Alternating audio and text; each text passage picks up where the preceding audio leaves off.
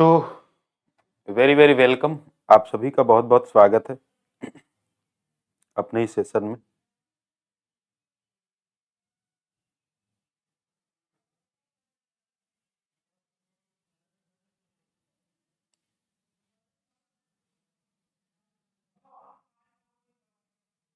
देखिए, एक बार मैं आपके कमेंट्स ओपन कर लेता हूँ, फिर हम लोग पढ़ना लिखना स्टार्ट करते हैं।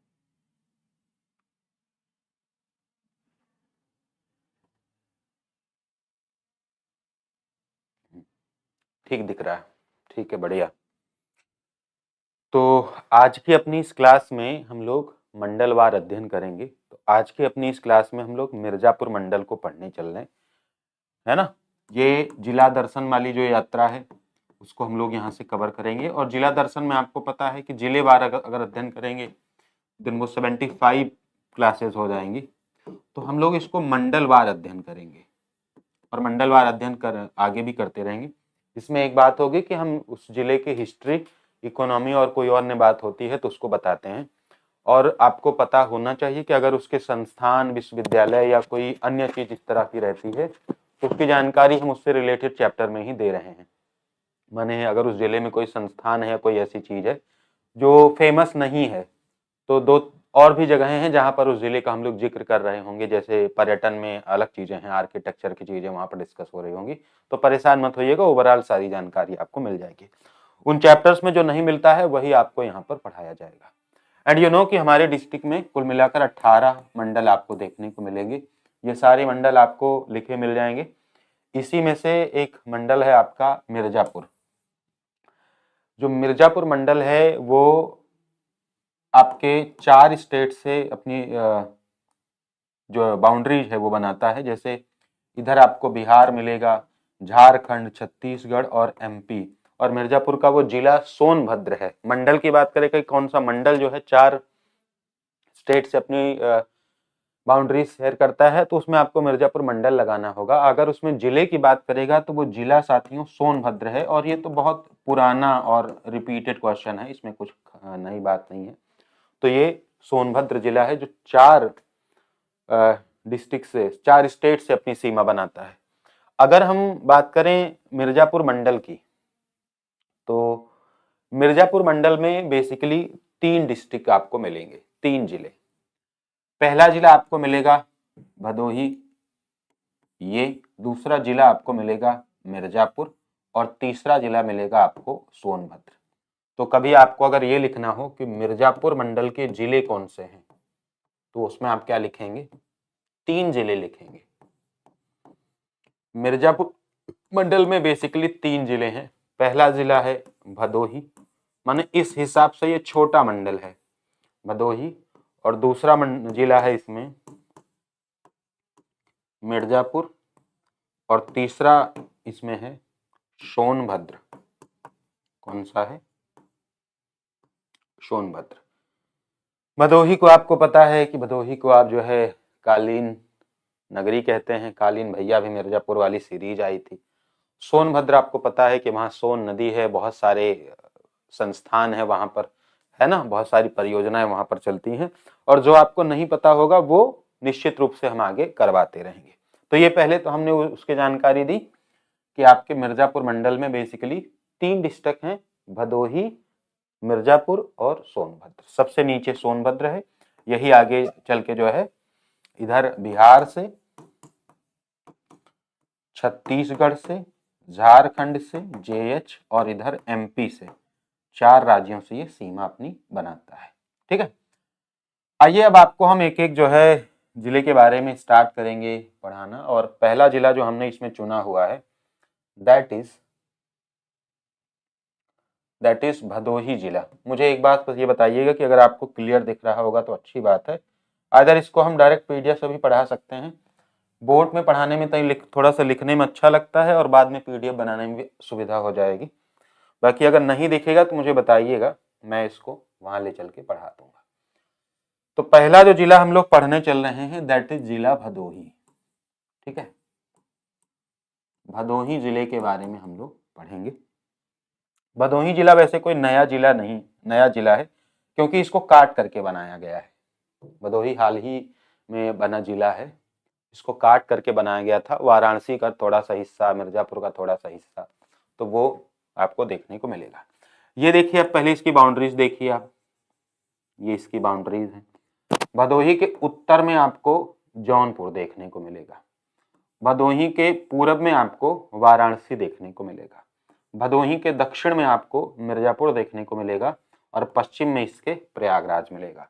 तो आप इसकी 4 ऐसे बाउंड्रीज बना लीजिए कि यहाँ पर आपका भदोही डिस्ट्रिक्ट है, भदोही के पूरब में आपको मिलेगा वाराणसी, भदोही के उत्तर में आपको मिलेगा जौनपुर, भदोही के पश्चिम में आपको मिलेगा प्रयागराज, और भदोही के दक्षिण में आपको मिलेगा साथियों मिर्जापुर। ठीक है, तो इसके 4 दिशाओं में कौन कौन से 4 डिस्ट्रिक्ट्स हैं या फिर किन से अपनी सीमाएं बनाता है, उसकी यहाँ पे जानकारियां दी गई हैं। और इसके अलावा ये किसी से अपनी बाउंड्री बनाता भी नहीं है। यही 4 जिले हैं जिनसे इसकी बाउंड्री मैच करती है, और ये किन किन दिशाओं में है ये भी हमने लिखा हुआ है। ठीक है, ये है अपना north, south, east and west. तो पहले आप जो है इसकी लोकेशन को आराम से समझिए। उसका कुछ करते हैं, अभी मैं कोशिश कर रहा था, उसमें एक लिंक वैसे डाली गई, वहां से चला सकते हैं। ठीक है, तो पहले तो हमने लोकेशन, उसकी मैपिंग समझी कि कौन कौन से डिस्ट्रिक्ट से उसकी बाउंड्रीज मैच करती हैं, या फिर उसके नॉर्थ, साउथ, ईस्ट या वेस्ट में कौन से जिले हैं। यही वाराणसी और मिर्जापुर का इलाका ही थोड़ा थोड़ा काट करके भदोही का निर्माण किया गया। फिलहाल हम लोग पढ़ेंगे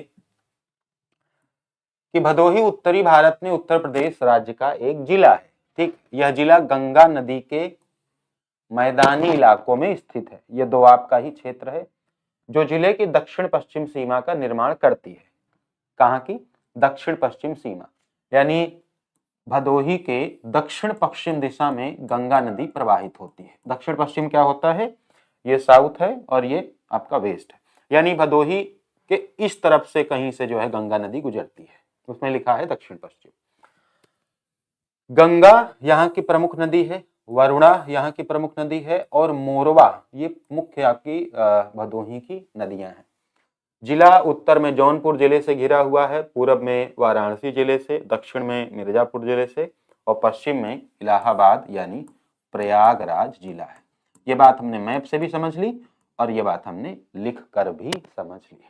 होपफुली आपको समझ आ रहा होगा कि यहाँ पे क्या चल रहा है। ठीक है,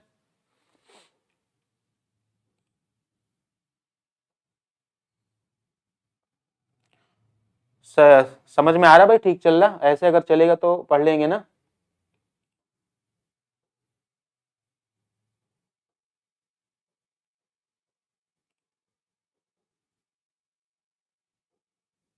देखिए, चलिए इसके बारे में अभी और जानकारी हम लोग कलेक्ट करते हैं कि जिले के बारे में और भी क्या इसका इतिहास रहा, कब ये बना, किसने इसको बनाया, वो सारी बातें यहाँ पे हमने धीरे धीरे करके लिखी है। ठीक है, जिला भदोही, इतिहास इसका पढ़ते हैं।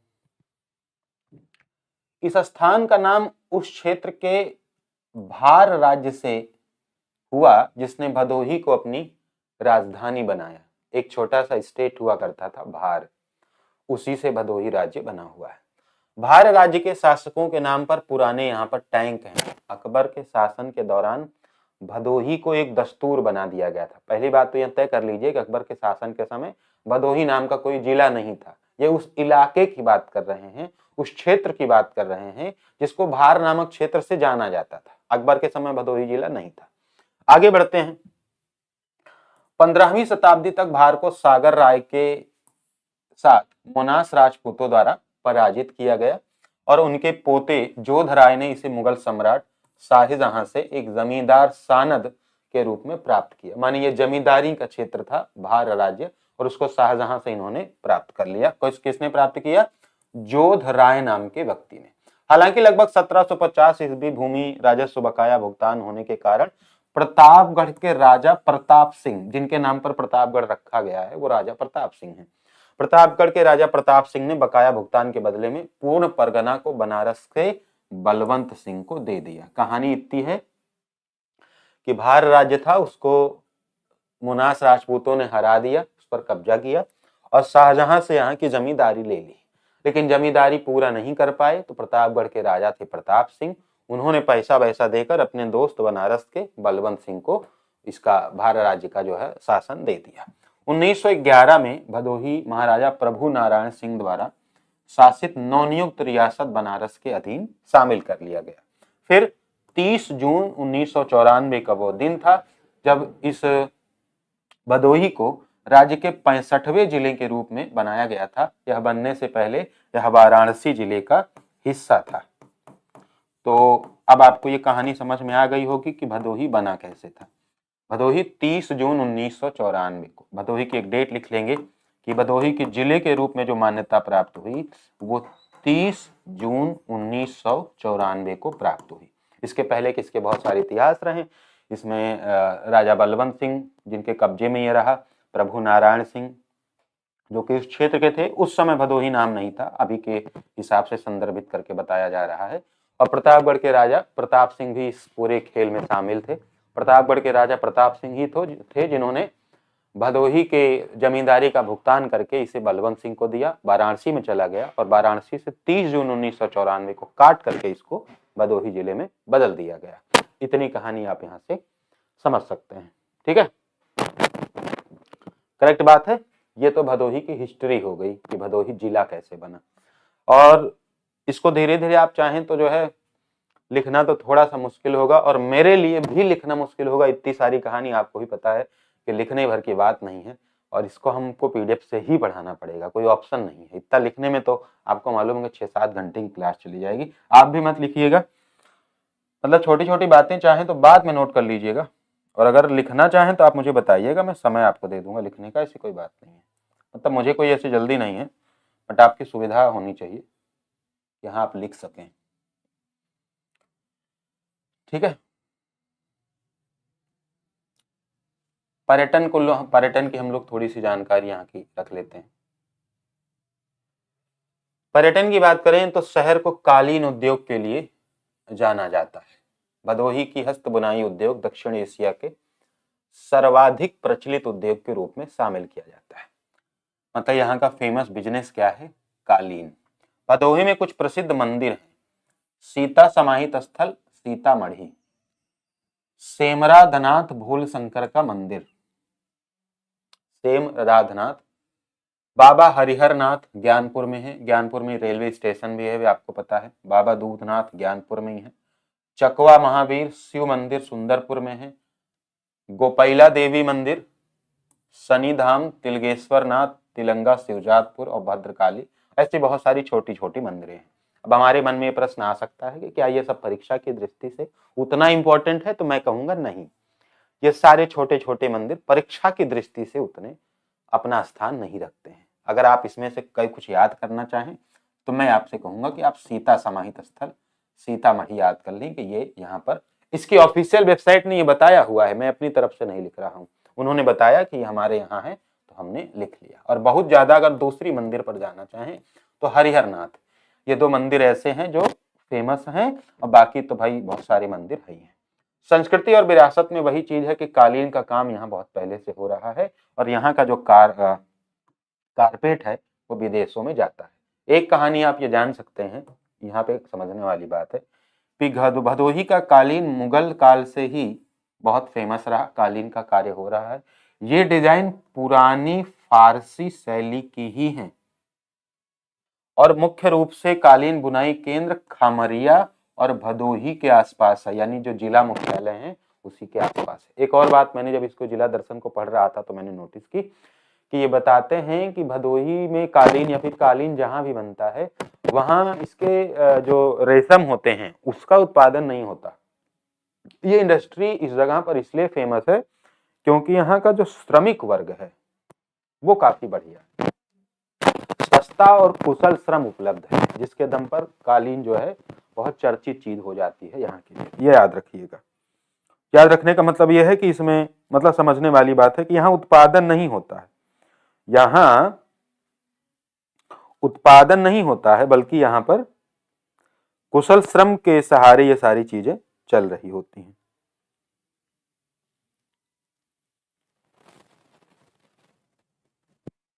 ठीक है, आगे बढ़ा जाए। यहां तक सब कुछ ठीक है, समझ में आ रहा? पीडीएफ तो आपको क्लास के बाद मिल ही जाएगी, बट वो प्रिंटेबल नहीं होगी जी, इतना याद रखेंगे। थोड़ा थोड़ा नोट्स आपको बनाना पड़ेगा।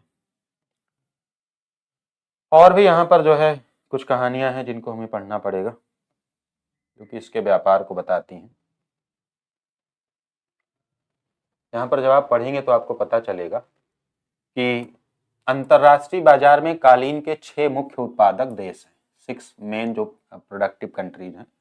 उसमें पहला देश है ईरान, दूसरा है चीन, तीसरा है भारत, चौथा है पाकिस्तान, पांचवा है नेपाल, छठवां है तुर्की।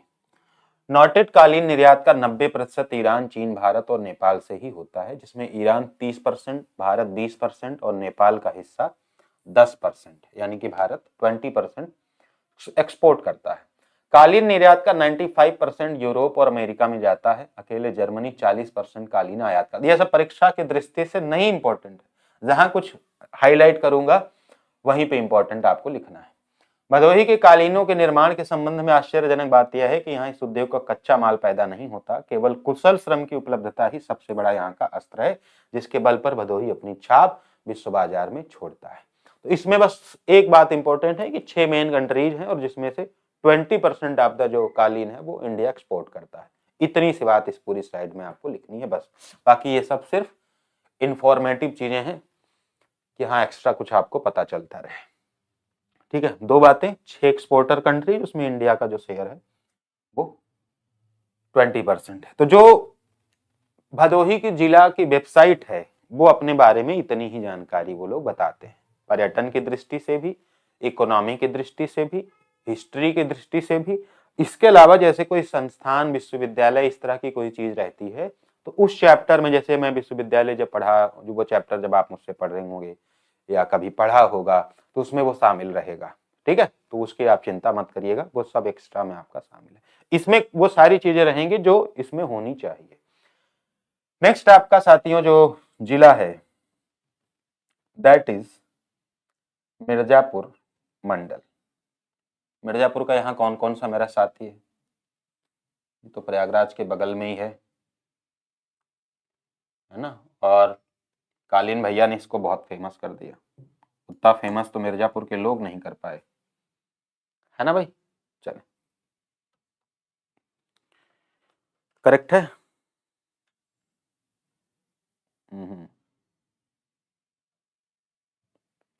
तो बस इतना ही आपको भदोही वाले में पढ़ना था, बाकी तो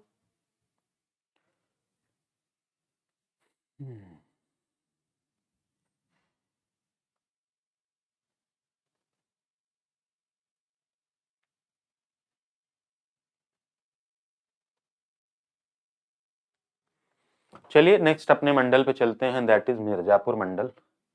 आई होप इसका मैंने वो लिया होगा, डायग्राम नहीं लिया है क्या?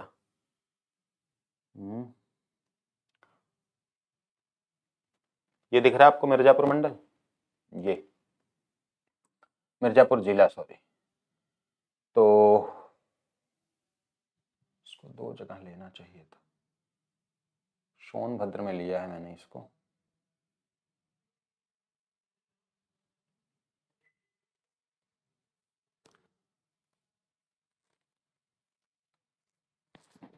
चलिए यहीं पे दोनों लिख दूंगा, कोई टेंशन वाली बात नहीं। एक तरफ लिख देता हूं मिर्जापुर की जो सीमाएं हैं वो किससे किससे बनती हैं। यहाँ पे है मिर्जापुर। मिर्जापुर को अगर आप देखें तो इसके 4 दिशाओं में, अब इसमें बार बार लिखने की आवश्यकता नहीं रहेगी, आप इसको अंडरस्टैंड करिएगा। इसके पश्चिम में आपका है प्रयागराज, प्रयागराज। ठीक है, इसके उत्तर में 2 जिले आपको मिलेंगे, उत्तर में आपको मिलेंगे, ऐसे नहीं लिखते, रुकिए, इसके वेस्ट में लिखते हैं प्रयागराज। इसके नॉर्थ में आपको 2 जिले लिखने हैं, भदोही और वाराणसी, भदोही और वाराणसी, दोनों से अपनी सीमा बनाता है। इसके पश्चिम में पूरब में आपको लिखना है चंदौली। क्या लिखना है? चंदौली। और इसके साउथ में, दक्षिण में आपको लिखना है सोनभद्र।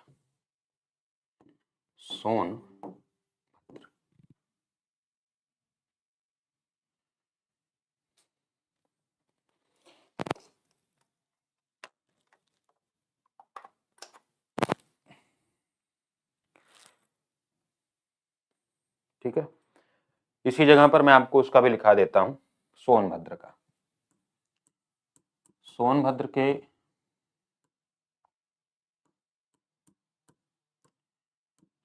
के अगर आप देखें कि नॉर्थ में कौन है, तो सोनभद्र के नॉर्थ में आपको मिर्जापुर और चंदौली, बस ये दो ही डिस्ट्रिक्ट आपको मिलेंगे और उन्हीं से अपनी ये सीमा बनाता भी है।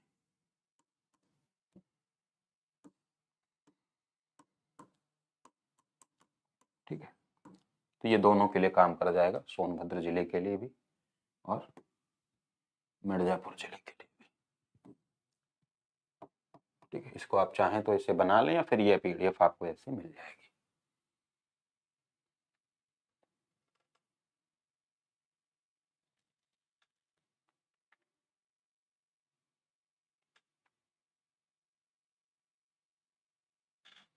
ठीक है भाई।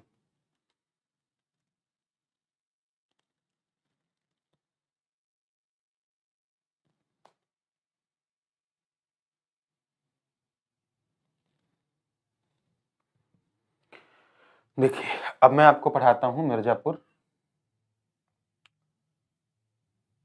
मतलब पहले आपको मैं बताऊंगा मिर्जापुर के बारे में। मिर्जापुर यह अपने कालीन और पीतल के उद्योग के लिए जाना जाता है। यह शहर कई पहाड़ियों से घिरा हुआ है और मिर्जापुर जिले का मुख्यालय है, मैंने इसका मुख्यालय वहीं पर है। यह विंध्याचल, अष्टभुजा और काली खोह के पवित्र तीर्थ स्थलों के लिए, विंध्याचल यहाँ की बहुत बड़ी मंदिर है और विंध्याचल में ये आपके आई थिंक आध्यात्मिक कॉरिडोर, आध्यात्मिक सर्किट में शामिल है। और यहाँ पर विंध्याचल में विंध्याचल कॉरिडोर बना हुआ है, जो कि अब बहुत अच्छी मंदिर बन गई है ये। और यहाँ देवराहा बाबा का आश्रम भी है। सोनभद्र जिले के विभाजन से पहले यह उत्तर प्रदेश का सबसे बड़ा जिला हुआ करता था। शहर की स्थापना के पहले यह क्षेत्र घना जंगल था और वाराणसी, सक्तेशगढ़, विजयगढ़, नैनागढ़, नौगढ़, कांटित और रीवा जैसे विभिन्न राज्यों द्वारा शिकार के लिए स्वतंत्र रूप से उपयोग किया जाता था। यानी सोनभद्र के विभाजन से पहले उत्तर प्रदेश का one of the largest district था और उसके पहले इसमें बहुत सारे जंगल थे, अभी भी हैं। और यह वाराणसी, ये तमाम जो आसपास के लोग हैं वो यहाँ पर शिकार करने आते थे मिर्जापुर में। तो इसी शिकार के चलते ही तो भैया कालीन भैया भी आए थे, है ना। तो ये अपना अलग तरीके का शिकार कर रहे थे। तो ये काफ़ी मतलब ऐसे समझ सकते हैं कि जंगली इलाका है।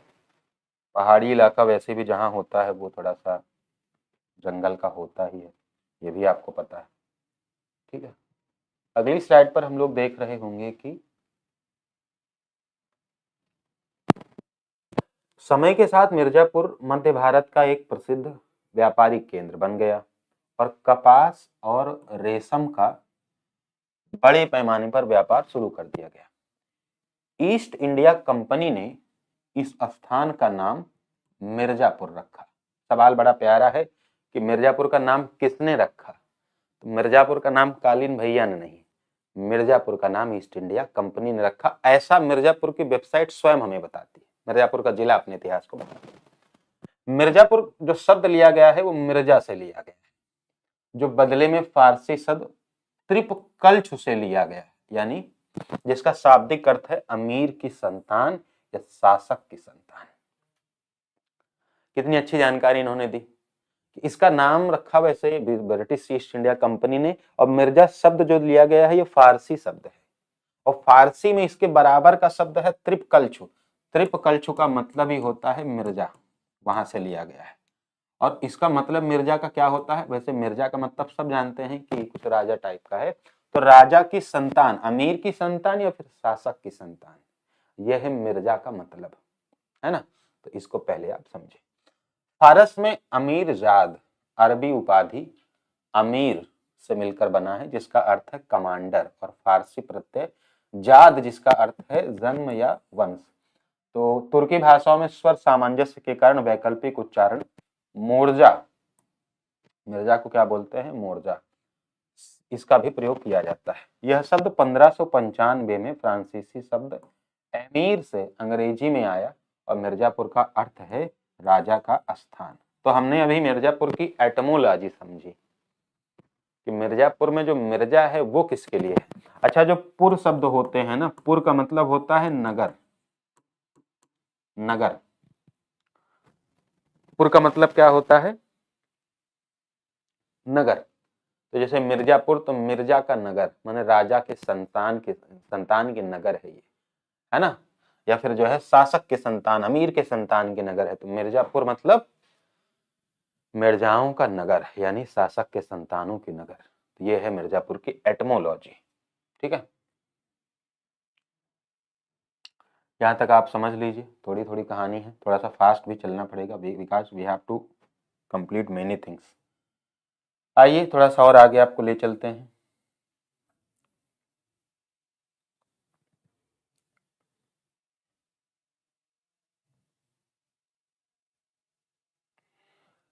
मिर्जापुर जिला अपने बारे में बताता है कि शहर का अधिकांश भाग ब्रिटिश अधिकारियों द्वारा स्थापित किया गया था, लेकिन इसका प्रारंभिक विकास ब्रिटिश ईस्ट इंडिया कंपनी के सबसे प्रसिद्ध अधिकारी लॉर्ड मार्केस वेलेजली द्वारा स्थापित किया गया था। माने सबसे ज्यादा योगदान मिर्जापुर के विकास में इन्होंने किया।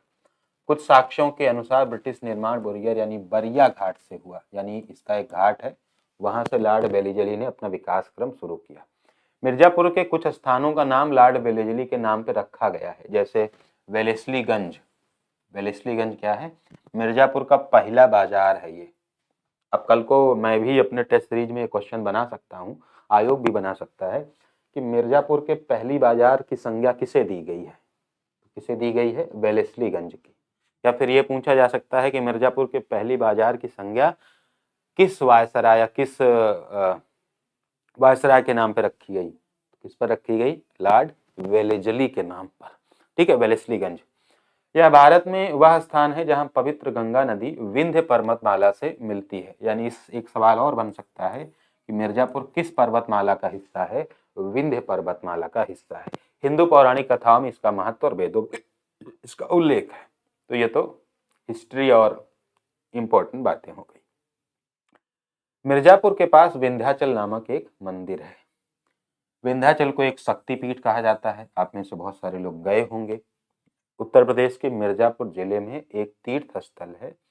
यहाँ स्थित विंध्यवासिनी देवी मंदिर एक प्रमुख आकर्षण है, ठीक है। शहर के अन्य पवित्र स्थानों में अष्टभुजा मंदिर, सीता कुंड, काली खोह, बुद्धनाथ मंदिर, नारद घाट, गेरुआ तालाब, ऐसे बहुत सारी चीजें यहाँ पर शामिल है।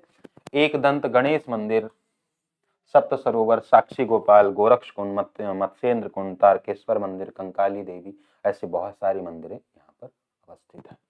तो ये इसका हिस्टोरिकल व्यू हो गया, ये इसका धार्मिक व्यू हो गया कि धार्मिक इसका क्या इंपॉर्टेंस है। अभी और भी इसकी बहुत सारी चीजें हैं। अब आपके मन में जैसे एक सवाल बंधा होगा कि हम इसमें से क्या नोट कर सकते हैं। तो ज्यादा नोट करने की चीजें नहीं है, आप ऐसे लिखेंगे कि इसके योगदान में, इसके विकास में योगदान दिया लॉर्ड वेलेजली, जिनके नाम पर मिर्जापुर का पहला बाजार वेलेस्लीगंज बनाया गया। दूसरा, यह विंध्य पर्वतमाला का हिस्सा है। तीसरा, यहाँ पर विंध्यवासिनी देवी का एक शक्तिपीठ है। बाकी काली खोह मंदिर इसमें चाहें तो नोट कर सकते हैं, ठीक है। और सुनिए, और भी कहानी है इसकी भाई। 25 जनवरी 2017 को मिर्जापुर प्रशासन को सबसे बड़ी रंगोली के लिए गिनीज वर्ल्ड रिकॉर्ड का प्रमाण पत्र मिला, जो कि गंगा नदी के किनारे यह शहर अवस्थित है। तो ऐसा जिला अपने बारे में कुछ अच्छी चीजें बता रहा है। अब इसकी इकोनॉमी को समझना इंपॉर्टेंट है, क्योंकि यह इकोनॉमिक पर्सपेक्टिव से एक अच्छा जिला है, क्योंकि पहाड़ हैं तो यहाँ खनन का कार्य होता होगा, यहाँ खनिज धातुएं पाई जाती होंगी, या किस तरह का अच्छा व्यापार होता होगा। पहाड़ हैं तो यहाँ जलप्रपात होते होंगे, यहाँ झरने होते होंगे जिनका नाम हमको लिखना होगा। 2006 में पंचायती राज मंत्रालय ने मिर्जापुर को देश के 250 सबसे पिछड़े जिलों में से एक घोषित किया था। ठीक है, यह उत्तर प्रदेश के उन 34 जिलों में से एक है जो वर्तमान में पिछड़ा क्षेत्र अनुदान निधि कार्यक्रम से निधि प्राप्त कर रहे हैं। एक समय पर्यटन अर्थव्यवस्था में योगदान देता था, लेकिन सरकारी अधिकारियों और स्थानीय लोगों की उपेक्षा के कारण सिरसे बांध और जलप्रपात, दादरी यानी पिपारी बांध, बिंधम जलप्रपात, लोअर खजूरी, अपर खजूरी, लखनिया जलप्रपात, सिद्धनाथ जलप्रपात, कोटवान पटेहारा वन, चुनार का किला और दादरी हालिया वन जैसे स्थानों की अद्वितीय सुंदरता अब अतीत की कहानियों में बनकर रह गई है। इसका मतलब यह तो नहीं कि यहाँ से प्रश्न नहीं बन सकते, भले ही अतीत की कहानियां हो गई हैं, लेकिन वर्तमान की समस्याएं इन प्रश्नों से उठाई जा सकती हैं कि प्राचीन काल में या मध्य भारत में या फिर भारत के इतिहास में सिरसे जलप्रपात कहाँ था, उत्तर प्रदेश के इतिहास में दादरी पिपारी बांध कहाँ था, बिंडम फॉल्स तो अभी मुझे लगता है अभी भी है, बिंडम फॉल्स जो है इसको वो लोग बोलते हैं बिंडम फॉल्स। वहां पर आप कभी मिर्जापुर जाएंगे या कोई मेरा साथी मिर्जापुर का होगा तो मैंने सुना है, वहां जब मैं गया था तो मैंने सुना है बिंडम फॉल्स लोग बोलते हैं। तो लोअर खजूरी, अपर खजूरी, लखनिया जलप्रपात, सिद्धनाथ जलप्रपात, कोटवान पटेहारा, चुनार किला, दादरी हालिया, ये सारी ऐसी चीजें हैं जो मिर्जापुर में अवस्थित है। वर्षों तक मिर्जापुर प्रसिद्ध चुनार किले के लिए केवल एक पड़ाव था, यानी चुनार किला यहाँ का फेमस किला है जो आप नोट कर सकते हैं।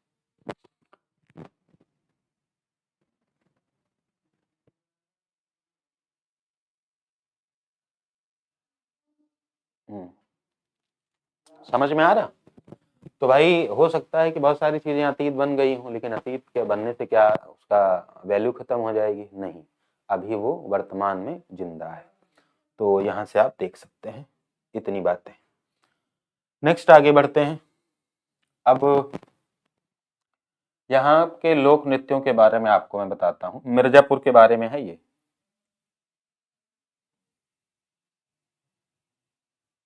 जानकारी मिर्जापुर के बारे में होगी। थोड़ा मिर्जापुर और सोनभद्र थोड़ा सा लंबे बड़े जिले हैं। यहाँ मिर्जापुर के सांस्कृतिक जीवन को गंगा जमुनी संस्कृति कहा जा सकता है, जो मूल रूप से ग्रामीण जिसमें शहरी जीवन की झलकियां दिखाई देती हैं। ऐसा हर जगह होता है।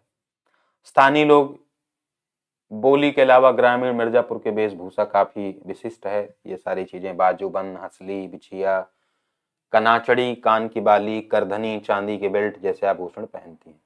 तो बेसिकली इसमें कोई प्रश्न बनने वाला अभी नहीं है। इसको आप चाहें तो मैं अभी इसे डिलीट कर दे रहा हूँ, तक खास बात नहीं है, मैं इसको डिलीट करके भेजूंगा आपको। माने जहां इंपॉर्टेंट बात होगी मैं खुद ही आपको बता दूंगा। पहली चीज जो यहाँ का दीप महोत्सव होती है। दीप महोत्सव लगभग हर जगह होता है, तो ये भी कोई बड़ी बात नहीं है, इसको भी काटा जा सकता है। अब आता है जहां से प्रश्न बनता है। हम यहाँ कॉपी सजाने थोड़ी ना आए हैं ना, अपना काम धाम करके यहाँ से निकलना है पढ़ लिख के है कि नहीं, बताइए आप। देखिए यहाँ एक प्रश्न बनता है सबसे ज्यादा कजरी महोत्सव से, यहाँ से खूब भर भर के प्रश्न बनेगा आपको।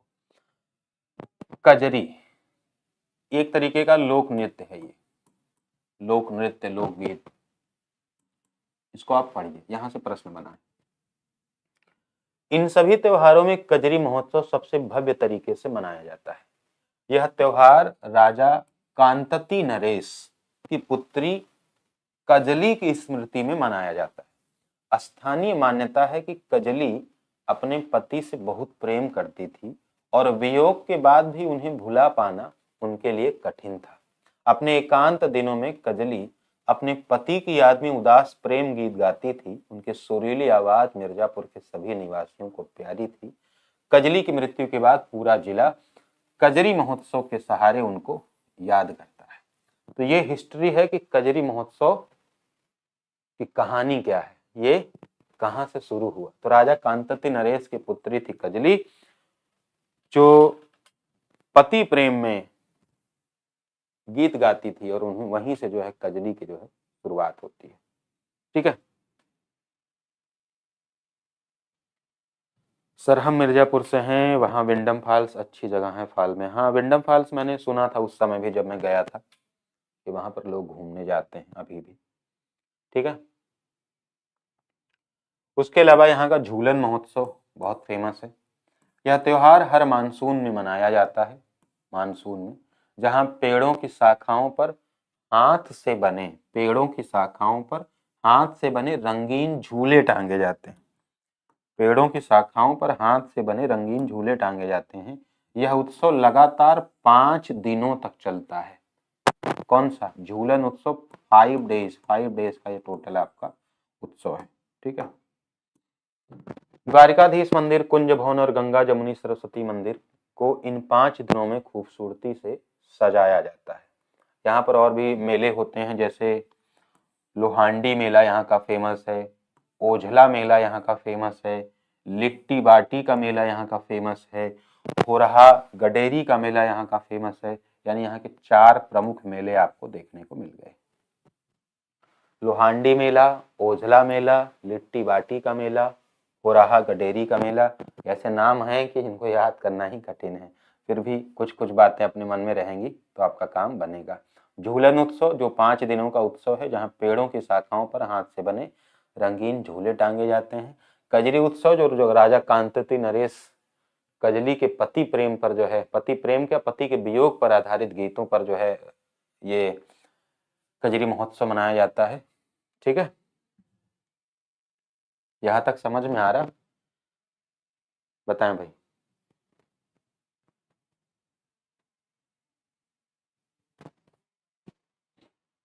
यहां तक समझ में आ रहा है? यहाँ पर उन मेलों के बारे में भी थोड़ा थोड़ा बताया गया है। क्या उनमें खास है, उसको चाहें तो आप यहाँ से देख सकते हैं। जैसे लोहांडी मेला का सबसे बड़ा आकर्षण कलात्मक टैटू डिजाइन की स्टॉल है, यानी अच्छे अच्छे यहाँ पर टैटू बनवा सकते हैं। यह मेला मिर्जापुर के आसपास जो है लगता है। ठीक है। बाकी कोई खास बात इसमें नहीं है। जो इंपॉर्टेंट बात है मैंने उतना बता दिया कि लोहांडी मेला क्यों फेमस है, टैटू के डिजाइन के लिए। ओझला मेला इसलिए फेमस है, उज्जला नदी के किनारे है, इसका पहला फैक्ट है। और दूसरा, यहाँ मैंने जब देखा तो मुझे लगा इसको बताना चाहिए कि यह देश का एकमात्र मेला है जहां मेले के दिनों में सट्टेबाजी लीगल है। सट्टेबाजी, बेटिंग अपने कंट्री में लीगल नहीं है, इलीगल है। लेकिन मुझे लगा कि ये अच्छी बात है, बतानी चाहिए कि ओझला मेला मिर्जापुर का एक ऐसा मेला है जहां मेले के दौरान सट्टेबाजी को कानूनी मान्यता प्राप्त है कि मेले के दौरान यहाँ सट्टेबाजी की जा सकती है। और लोहांडी मेला क्यों फेमस है? क्योंकि यहाँ पर टैटू के बहुत सारे स्टॉल लगते हैं, टैटू के लिए फेमस है। विंध्याचल धाम के बारे में आपको बता ही चुका हूं, उसमें आप चाहें तो पढ़ लीजिए। बाकी बस इतना जानते रहिएगा कि विंध्याचल मंदिर है, विंध्यवासिनी धाम है, इतना बस आपको जानना है। बाकी मैं पढ़ के सुना दे रहा हूँ। भगवती विंध्यवासिनी की एक महाशक्ति हैं, विंध्याचल उनका निवास स्थान रहा है। जगदम्बा की निरंतर उपस्थिति ने विंध्यगिरि को जगत शक्तिपीठ का निर्माण किया है। महाभारत के विराट पर्व में धर्मराज युधिष्ठिर देवी की स्तुति करते हुए कहते हैं कि हे माता, विंध्यच वनों स्वर्ग में रहने का सबसे उत्तम स्थान है। आप सदा पर्वतों में स्थित सर्वश्रेष्ठ विंध्याचल पर विराजमान रहती हैं। पद्म पुराण में भी विंध्याचल निवासिनी को विंध्यवासिनी के नाम से जाना जाता है, जो इस विंध्यवासिनी की महाशक्ति है। यह कथा श्रीमदेव भागवत के 10वें स्कंड में मिलती है, जहां ब्रह्मा जी ने सर्वप्रथम स्वयं भवमानु और शत्रुरूप की रचना की थी। यह सब आपके पेपर में नहीं आएगा। अब भाई जैसे कोई मंदिर है, कोई स्थान है, तो जिला उसके बारे में बताता है। मैं आगे से कोशिश भी करूंगा कि ऐसी चीजें काटी जाएं जो पेपर में नहीं आती, तो ये उतना आपके काम का नहीं है। आप इतना जान सकते हैं कि विंध्यवासिनी मंदिर आपके मिर्जापुर में है, बस इतनी आपके काम की चीज है। बाकी कोई काम की चीज इसमें नहीं है, वो आप पहले ही जान चुके हैं। ठीक है। बाकी मैं भेज दूंगा, आप पढ़ लीजिए। तो ये है विंध्याचल मिर्जापुर की पूरी कहानी। बस मिर्जापुर इतना ही था। बाकी इसके संस्थान, इसके कोई और भी चीजें रहेंगी तो वो उन सारे चैप्टर्स में शामिल रहेंगे, जो अलग अलग चैप्टर्स रहेंगे, वहां पर उनको हम पढ़ाते रहेंगे। तो 2 जिले अपने इस मंडल के शामिल हो गए। आप मुझे बता सकते हैं कि जो है चीजें समझ में आ रही हैं? अच्छा लग रहा है कि नहीं? फिर मैं आगे बढ़ूं, बताएं साथियों। अब एक अपना वही जिला बच गया है जो कि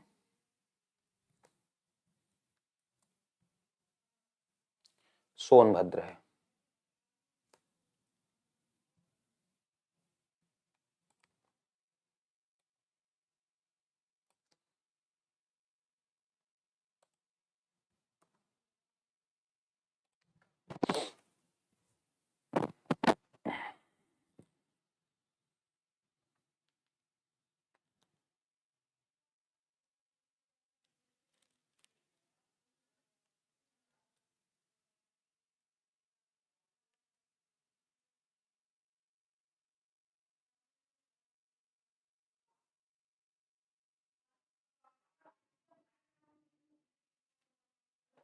समझ में आ रहा भाई?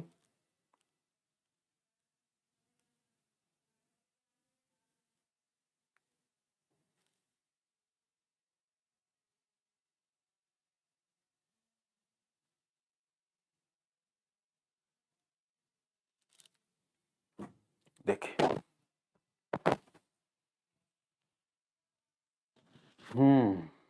आगे जो अपना जिला है वह है सोनभद्र।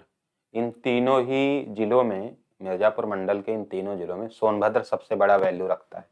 माने जितना फैक्ट आपको उन दो जिलों में मिला होगा उतना फैक्ट इस अकेले जिले में आपको मिल जाएगा। इसकी बाउंड्रीज के बारे में हम आपको बता ही चुके हैं, है ना? इसकी बाउंड्रीज के बारे में आपको मैं दिखा ही चुका हूं पहले ही।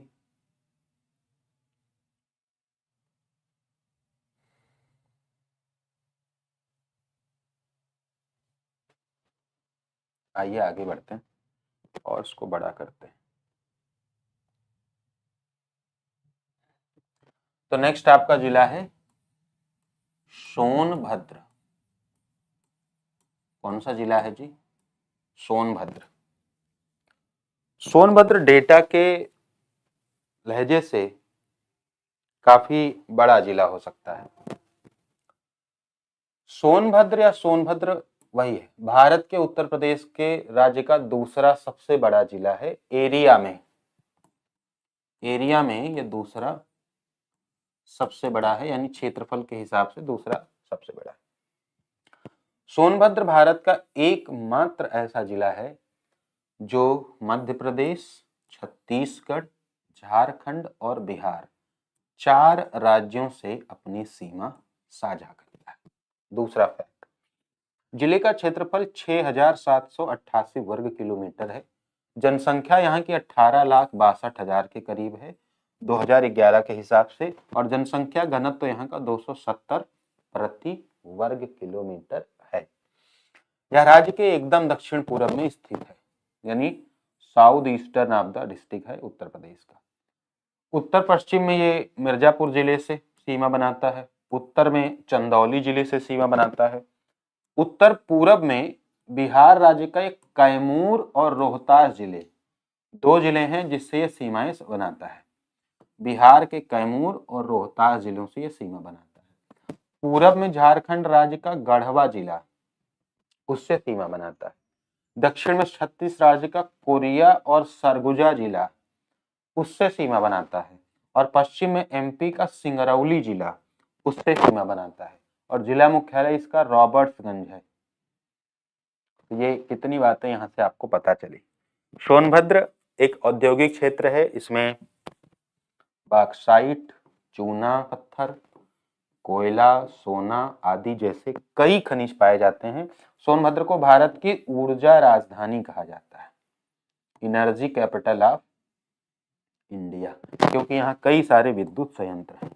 तो इस एक पेज में सोनभद्र के बारे में वेरी वेरी इंपॉर्टेंट इंफॉर्मेशन है कि ये एरिया के हिसाब से सेकंड लार्जेस्ट डिस्ट्रिक्ट है। 6,788 वर्ग किलोमीटर इसका एरिया है। इसका जो पॉपुलेशन है वो 18,62,000 है। इसका डेंसिटी 270 आपका है। एकदम दक्षिण पूर्व में स्थित है। 2 जिलों के साथ उत्तर प्रदेश की सीमा बनाता है। मिर्जापुर और चंदौली जिले दोनों ही आपके उत्तर या उत्तर पश्चिम में हैं। बिहार के कैमूर और रोहतास जिलों से सीमा बनाता है। झारखंड के गढ़वा जिले से सीमा बनाता है, छत्तीसगढ़ के कोरिया और सरगुजा जिले से सीमा बनाता है और एमपी के सिंगरौली जिले से सीमा बनाता है और इसको भारत की ऊर्जा राजधानी भी कहा जाता है। तो इतनी बातें आप पहले पेज पर यहाँ से लिख सकते हैं, ठीक है। हाँ, लखीमपुर के बाद सोनभद्र का नंबर है, हाँ, सही बात है। अब चलिए दूसरे वाले पे चलते हैं। ये मैपिंग मैंने आपको बता ही दी थी और इस मैपिंग को आप समझ सकते हैं। फिर आते हैं नेक्स्ट पेज पर। अब इसकी हिस्ट्री थोड़ा सा जानने की कोशिश करेंगे ना कि भैया ये बना कैसे। तो बना ऐसे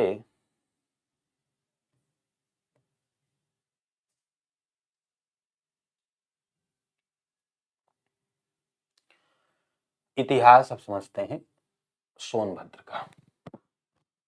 सोनभद्र की हिस्ट्री हमें बताती है कि 18वीं शताब्दी के दौरान यह जिला बनारस राज्य के नारायण शासकों के नियंत्रण में है। वो प्रभु नारायण याद है, भदोही जिले वाले, जिन्होंने जिले के कई इलाकों पर किले बनवाए या उन पर कब्जा कर लिया। 1775 के बाद के दशक में अंग्रेजों ने बनारस के राजाओं के अधिकांश क्षेत्र का प्रशासनिक नियंत्रण अपने हाथों में ले लिया, क्योंकि उस समय राजा वाला खेल खत्म हो रहा था और ब्रिटिश प्रशासक का समय आ रहा था, वायसराय वाला। अंग्रेजों द्वारा शासित मिर्जापुर जिले में वर्तमान मिर्जापुर और सोनभद्र जिले शामिल थे, ठीक है। अंग्रेजों द्वारा जो मिर्जापुर बनाया गया था उसमें दोनों थे।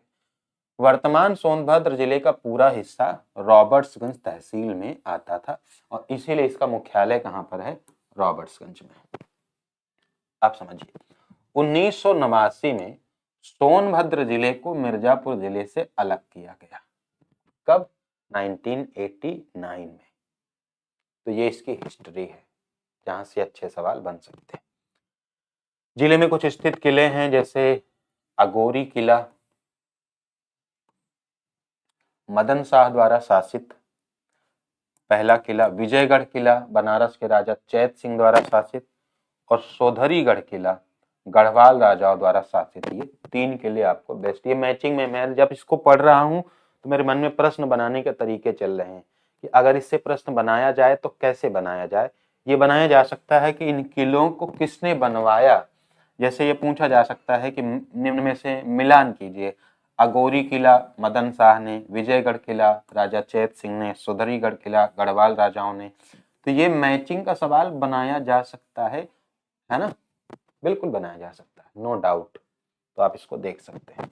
हमने कहा है कि सोनभद्र डेटा के हिसाब से उत्तर प्रदेश का 2 ही जिले हैं जो सबसे ज्यादा डेटा रखते हैं। मैंने सबसे ज्यादा डेटा तो लखनऊ में है, लखनऊ के बाद सोनभद्र में, क्योंकि यहाँ बहुत सारी चीजें हैं, खान खनिज पर्वत पहाड़ जंगल, बहुत सारी चीजें हैं, ताप विद्युत संयंत्र, कोयला संयंत्र, न जाने कितनी सारी चीजें।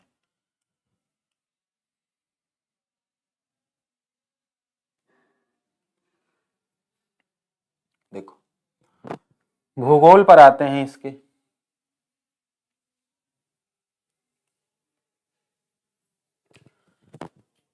सोनभद्र जिले का उत्तरी तीसरा भाग कैमूर पर्वतमाला के उत्तर में एक पठार स्थित है और गंगा की सहायक नदियों, जिनमें बेलन और कर्मनाशा नदियां शामिल हैं, उसके द्वारा ये सिंचित है। भूगोल की बात कर रहे हैं। कैमूर पर्वतमाला की खड़ी ढलान के दक्षिण में सोन नदी की घाटी है, जो जिले से पश्चिम से पूरब की ओर बहती है। जिले का दक्षिणी भाग पहाड़ी है, जो कि एमपी से सटा हुआ है, जिसमें उपजाऊ नदी घाटियां फैली हुई हैं।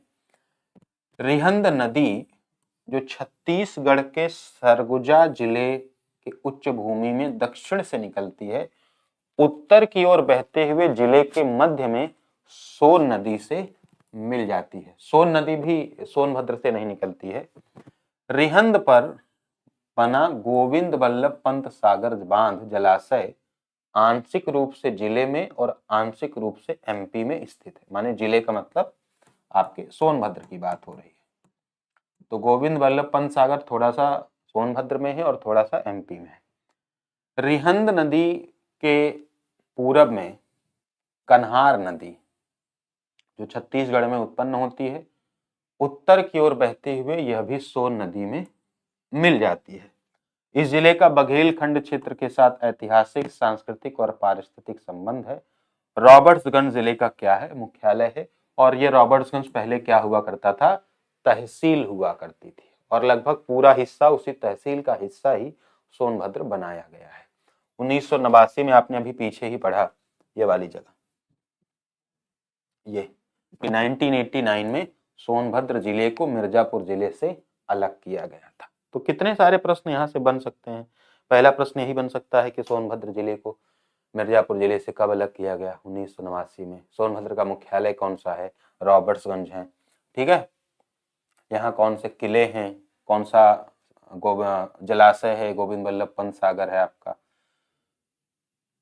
ठीक है भाई, कौन कौन सी नदियां बहती हैं, कन्हार, सोन, रेहंद, ये सारी नदियां यहाँ बहती हैं। बहती हैं का मतलब उद्गम से नहीं है, बहती हैं, प्रवाहित होती हैं। और आगे आइए,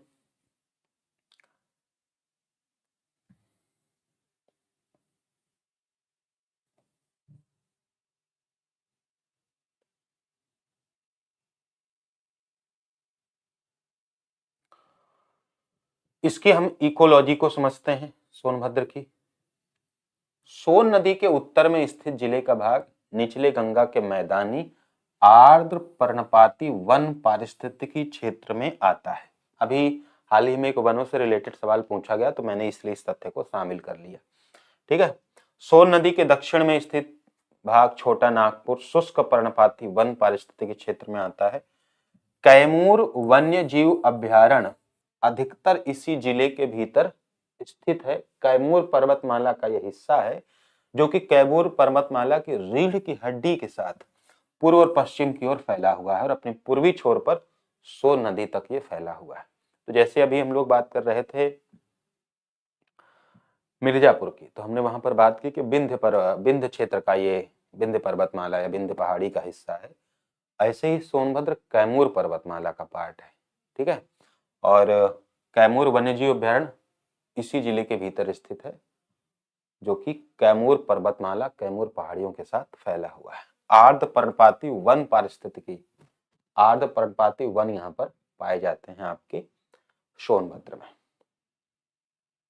तो आप सुनते रहेंगे तो आपको मजा आएगा, और अगर आप नहीं सुनेंगे तो फिर चीजें बिसर जाएंगे, भूल जाएंगे। आप लोगों ने भूले बिसरे गीत सुना है कि नहीं।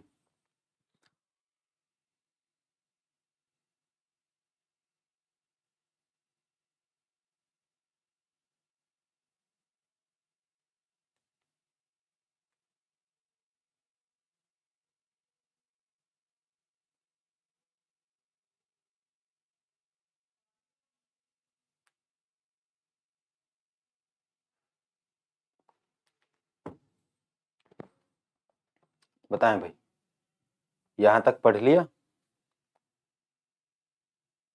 देखिए, इसमें अभी बहुत सारे फैक्ट हैं, इसमें थक जाएंगे आप, इसमें दिमाग आपका थक जाएगा।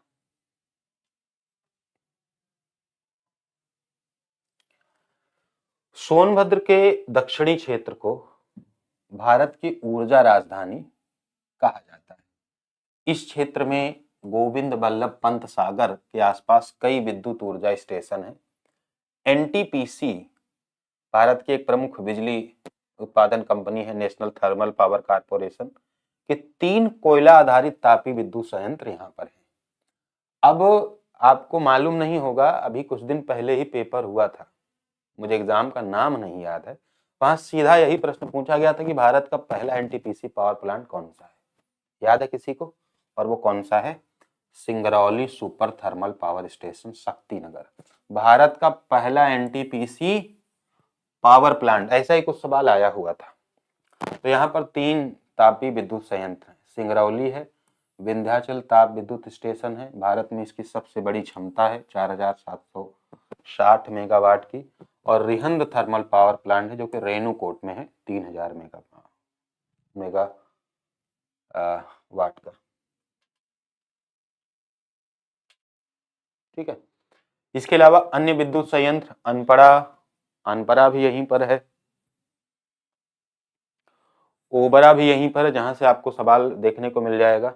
अनपरा विद्युत संयंत्र यहीं पर है, ओबरा यहीं पर है, रेणु सागर जो कि हिंडाल्को से रिलेटेड है, पिपरी हाइड्रो यहीं पर है, एनसीएल कोल इंडिया लिमिटेड की एक शाखा का मुख्यालय और कई कोयला खदानें इसी में है। हिंडाल्को का रेणुकूट में, रेणुकूट बहुत आपने सुना होगा, हिंडाल्को का रेणुकूट में एक बड़ा एल्यूमिनियम का संयंत्र है। इसीलिए मैं कह रहा हूं कि सोनभद्र तथ्यों की दृष्टि से बहुत ज्यादा इंपॉर्टेंट है। यहाँ पर इतने सारे आपको फैक्ट देखने को मिल जाएंगे जो लखनऊ के बाद सोनभद्र में ही मिलते हैं। तो 3-4 चीजें फटाफट से याद कर लीजिए अपने जहन में। सबसे पहला, Singrauli super thermal power station जो कि भारत का पहला एनटीपीसी पावर प्लांट है। विंध्याचल ताप विद्युत स्टेशन भारत में सबसे बड़ी क्षमता वाला है। Rihand thermal power station, Renukoot, ये 3 वेरी फेमस है। उसके बाद यहाँ पर है अनपरा, ओबरा, रेणु सागर, पिपरी हाइड्रो और इसके अलावा हिंडाल्को में रेणुकूट का एक एल्यूमिनियम हिंडाल्को का रेणुकूट में एक एल्यूमिनियम आपकी फैक्ट्री है। तो इसको धीरे धीरे याद करना पड़ेगा। और ऐसे इसमें से बहुत सारी चीजें ऐसी हैं जो हम ऑलरेडी पढ़ चुके रहते हैं, ठीक है। इसमें से ऐसी बहुत सारी चीजें हैं जिसको हम ऑलरेडी कहाँ पढ़ चुके रहते हैं, इंडस्ट्री वाले चैप्टर में पढ़े रहते हैं, या फिर इसको हम जो है जो अपना ऊर्जा संसाधन वाला चैप्टर है उसमें पढ़े रहते हैं। तो इतनी टेंशन वाली बात नहीं है, या फिर आगे पढ़ेंगे जैसा भी आपने क्लास की होगी तो नहीं, और नहीं करेंगे तो आगे करेंगे। तो इसमें उतनी टेंशन नहीं है क्योंकि इसमें का जो अनपरा ओबरा ये सब ताप विद्युत वाले चैप्टर में आता है, तो ये पहले से पढ़ा रहता है। आगे इसको हम एक बार और पढ़ेंगे जिसने नहीं पढ़ा होगा, तो ध्यान दीजिएगा इसको। थोड़ा सा मैं आपको इसकी हिस्ट्री बताता हूं। चूना पत्थर की पहाड़ियों के कारण शुरुआत में 1956 में चुर्क में एक सीमेंट कारखाना, अब थोड़ा सा सुनिएगा, बहुत याद नहीं करने वाला विषय है, ये लिसनिंग का विषय है। 1956 में चुर्क में एक सीमेंट कारखाना बनाया गया। बाद में 1971 में 1971 में डाला में एक और सीमेंट कारखाना बना। अब जैसे दिमाग में कुछ चीजें सेट हो रही होंगी कि चुर्क और डाला जो सीमेंट कारखाने हैं ये सोनभद्र जिले से रिलेट कर रहे हैं, जिसका नाम डाला सीमेंट कारखाना रखा गया। उस समय यह सीमेंट संयंत्र एशिया का सबसे बड़ा संयंत्र है और डाला की सहायक इकाई 1980 में चुनार में शुरू हुई। ये सीमेंट कारखाने अन्य उद्योगों की नींव बने। फिर क्या हुआ, 1961 में पीपरी में एक डैम बनाया गया। आजकल आप एक खबर पढ़ रहे होंगे जिसके विरोध और समर्थन में आपको जनमानस दिखाई देता होगा। वो खबर यह है कि भारत के परमाणु ऊर्जा क्षेत्र में निजी कंपनियों को प्रवेश की अनुमति दे दी गई। अब पता नहीं सरकार का फैसला अच्छा है या बुरा है। सरकार के विरोधी ये कहते हैं कि सरकार देश बेच रही है और सरकार कहती है कि हम विकास अच्छा कर रहे हैं। फिलहाल अब हम लोग सरकार नहीं है, जनता है, तो जब तक अपने सर पे समस्या नहीं आएगी तब तक सब कुछ ठीक है। माने आम जनमानस तो यही है कि पड़ोसी का घर जल जाए कोई बात नहीं, जब अपना घर जलेगा तो फिर रोना स्टार्ट करेंगे। ऐसा ही तो होता है ना, हमारी दुनिया में ऐसे ही होता है कि अपना पे जब तक दुख नहीं आता तक आप महसूस नहीं कर पाते। अब परमाणु विद्युत जो संयंत्र में निजी कंपनियों के प्रवेश को लेकर बहुत सारे नेगेटिव पॉइंट्स भी हैं। अभी निजी कंपनियों के पास उतना अनुभव नहीं है, उनको लाइसेंस दिया जा रहा है, और परमाणु एक ऐसी चीज है जो अगर नहीं संभाली गई उनके द्वारा तो एक बड़े एरिया को खराब कर सकती है, आपको पता भी होगा। और वैसे समय की मांग है कि भैया बनाई जानी चाहिए नए नए डेटा सेंटर, एआई। जैसे अभी न्यूज में हमने पढ़ा था कि आने वाले समय में 2025 से 30 के बीच में भारत में जितनी बिजली उत्पादित होगी उसका 20% तो केवल डेटा सेंटर को चाहिए। एआई वगैरह इतना पॉपुलर है, तो एआई फ्री में थोड़ी बन रहा है। इतना पानी, इतनी ऊर्जा संसाधन लगते हैं कि हमको दिखता नहीं है। इंटरनेट की चीजें हमको सिर्फ सरफेस लेवल पर दिखती हैं, जैसे मैं आपको दिख रहा हूँ, ये बहुत छोटी सी बात है, लेकिन इसके पीछे कितनी टेक्नोलॉजी लगी होगी ये हम एहसास नहीं कर पाते। तो परमाणु ऊर्जा फायदेमंद होगी, उसमें निजी कंपनियों का प्रवेश, सरकार जब तक थी तो उसने सीमित तरीके से इसको इस्तेमाल किया है ना। फिलहाल ये हमारा विषय नहीं है, देखते हैं। तो 1961 में 1961 में पीपरी में एक डैम बनाया गया जिसका नाम रखा गया रिहंद डैम। मुझे याद है कि ये सवाल अभी हाल ही में पूछा गया था, सेम क्वेश्चन पूछा गया था कि रिहंद बांध सोनभद्र के किस जगह पर है, और ये पीपरी वाली जगह पर है, 1961 में बना हुआ है। यह बांध 300 मेगावाट बिजली का उत्पादन करता है। रेहंद बांध से 40 किलोमीटर दूर ओबरा में 1968 में एक और छोटा डैम बनाया गया जो 99 मेगावाट बिजली बनाता है। तो ओबरा बांध सोनभद्र 1968, पीपरी मतलब रेहंद डैम पीपरी पर है 1961, याद कर लिएगा। इसके बाद बिरला ग्रुप आता है रेणुकूट में और यहाँ पर एक एल्युमिनियम का संयंत्र स्थापित करता है जो हिंडाल्को के सबसे बड़े एल्युमिनियम संयंत्रों में से एक होता है। फिर बिरला समूह ने 1967 में रेणु सागर में अपना स्वयं का विद्युत संयंत्र स्थापित कर लिया जिसकी क्षमता 887 मेगावाट है और यह हिंडाल्को को बिजली देती है।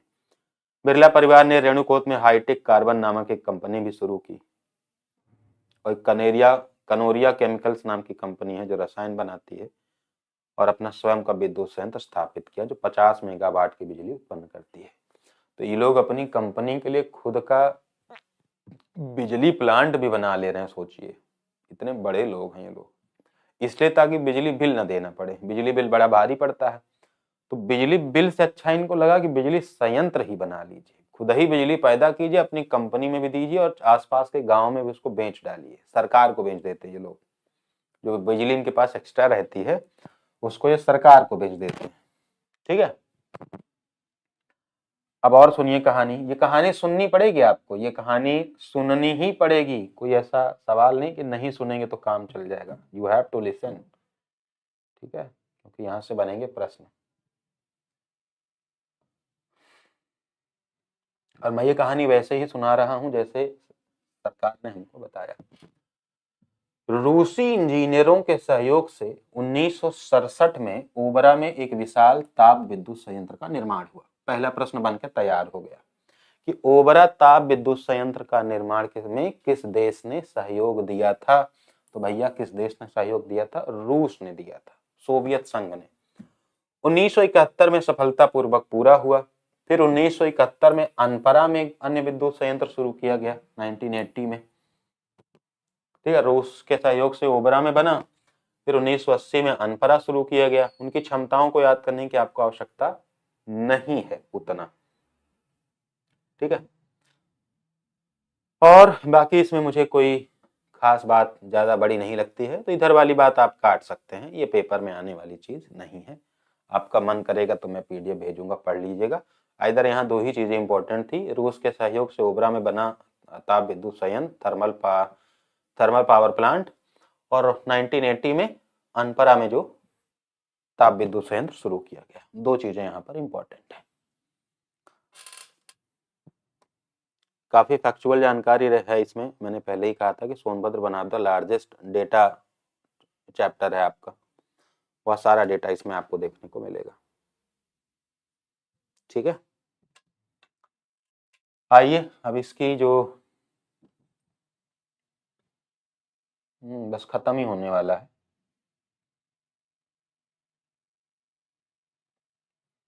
ज्यादा नहीं है, ठीक है। इसकी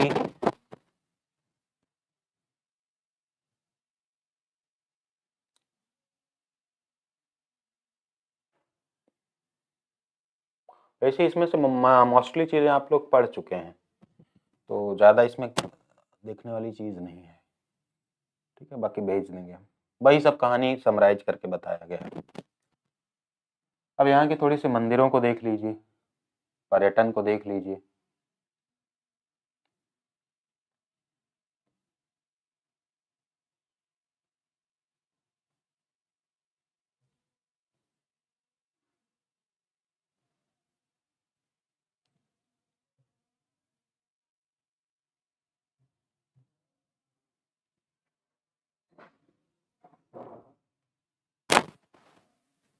देख,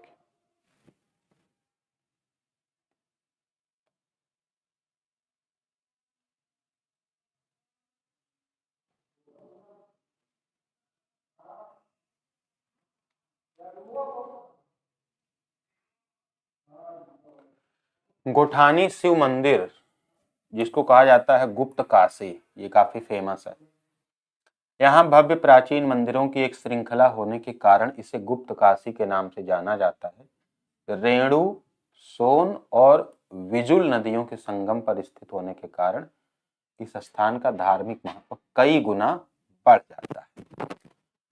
कुंडवासिनी धाम, जिसको कुदारी देवी कहते हैं, ये भी आपके सोनभद्र की एक मंदिर है, जो कि खजुराहो शैली में खूंटा और चूड़ सिस्टम पर जो है प्रणाली पर निर्मित है। इसमें सीमेंट और गुरुद्वारों आदि का बिल्कुल उपयोग नहीं किया गया है। तो दो मंदिर फेमस हैं, गोठानी शिव मंदिर और कुंड वासिनी मंदिर यानी कुदारी देवी। इसके अलावा और भी मंदिर हैं जो कि है अमिला भवानी धाम, नाम पढ़िएगा बस, अमिला भवानी धाम, पंचमुखी महादेव, 5 महामुख वाले, नल राजा, यहाँ सहस्त्र शिव की एक भव्य और विशाल प्रतिमा है।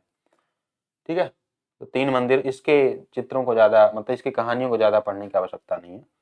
आप अमिला देवी, पंचमुखी और नल राजा, ये 3 नाम यहाँ से नोट कर लीजिए कि 3 चीजें यहाँ पर पाई जाती है। अमिला देवी का मंदिर गुप्त काशी, और पंचमुखी महादेव, नल राजा। यहाँ पर एक फाल है जिसका नाम है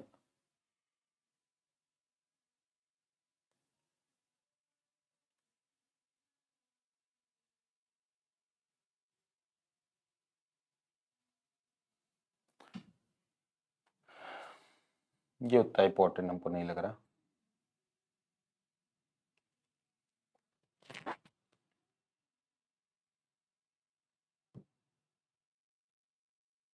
क्योंकि ये सब कहानी मैं बता चुका हूँ ना, इसलिए उतना इंपॉर्टेंट नहीं है।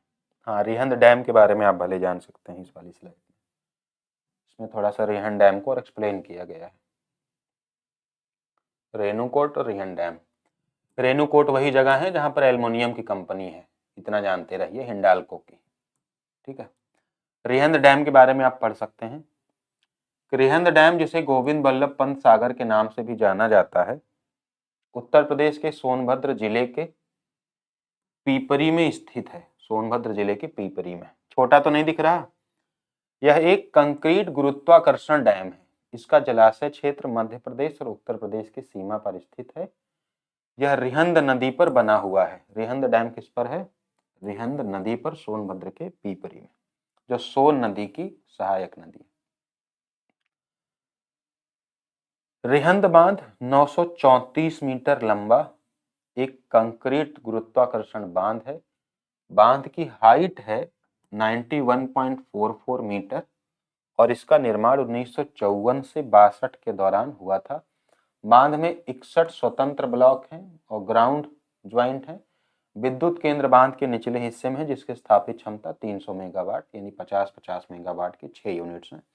तो रिहंद डैम के बारे में आपको 2-3 ये सब नहीं याद करना है, लेकिन हाँ, इसकी लंबाई जरूर याद कर लीजिए, कभी एग्जामिनर अगर खतरनाक सवाल बनाना चाहे। इसकी ऊंचाई नोट कर लीजिए, इसकी जगह नोट कर लीजिए, इसकी नदी नोट कर लीजिए, और इसका बांध का प्रकार नोट कर लीजिए, और इसका दूसरा नाम नोट कर लीजिए। इतनी चीजें इसमें नोट करने की आपको मिल जाएंगी। ठीक है, तो जो इसके जिले ने इतिहास के रूप में, तथ्यों के रूप में हमको बताया है, हम उतनी उतनी कहानी पढ़ते चलते हैं। रेणुकूट, हिंडाल्को का एल्युमिनियम संयंत्र, रिहंद डैम गोविंद बल्लभ पंत सागर सोनभद्र जिले का पीपरी नामक जगह कंक्रीट गुरुत्वाकर्षण डैम रिहंद नदी पर है, 934 मीटर लंबा है, 91.44 मीटर ऊंचा है और 50-50 मेगावाट की 6 यूनिट्स यहाँ पर बनी हुई हैं। ठीक है, नेक्स्ट बात आपको पढ़नी है यहाँ का जीवाश्म पार्क, अंतिम चीज होगी यहाँ की।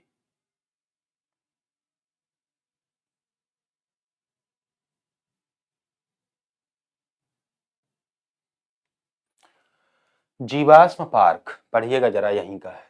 हाल ही में सोनभद्र जिले में एक और जीवाश्म पार्क की खोज की गई। 54 विकासखंड के अंतर्गत बड़ा गांव नामक में 150 करोड़ वर्ष से अधिक पुराने जीवाश्म पाए गए हैं।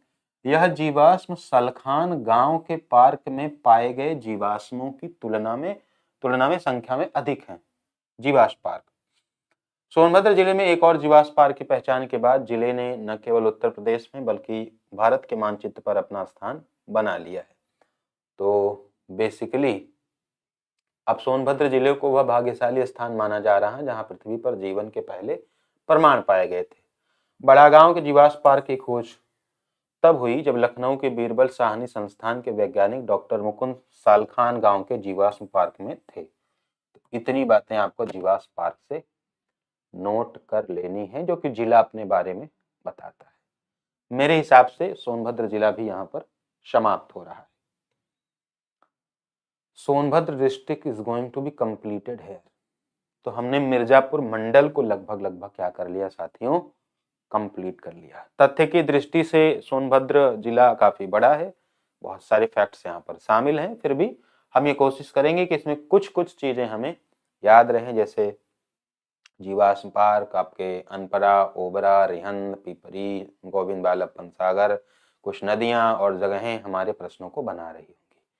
ठीक है, तो आज के सेशन में मेरे साथियों इतना ही। मैं मिलूंगा आपसे अब अगले मंडल के साथ। मंडल और जिले आपको मालूम है इस वक्त सबसे चैलेंजिंग चीज़ है, तो इसको जरूर कवर करते चलें ताकि आपकी परीक्षा में आपकी मदद करेंगे।